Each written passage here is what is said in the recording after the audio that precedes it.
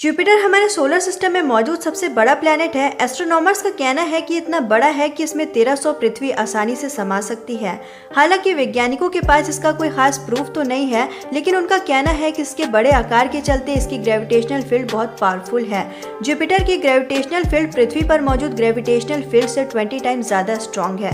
दोस्तों, यही वजह है कि इसे सोलर सिस्टम का वैक्यूम क्लीनर भी कहा जाता है, क्योंकि ये अपने पावरफुल ग्रेविटी के चलते सोलर सिस्टम में घूमते हुए कॉमेट्स और एस्ट्रॉयड को अपनी ओर खींच लेता है और इस तरह सोलर सिस्टम की सफाई हो जाती है।